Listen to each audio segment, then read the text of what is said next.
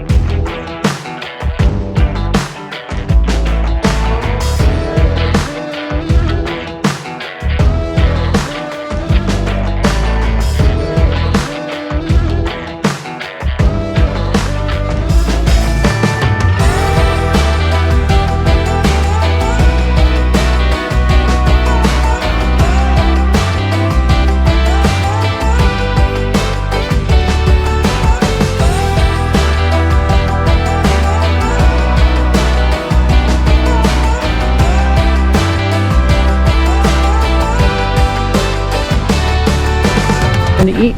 Yep. You hungry? Oh yeah.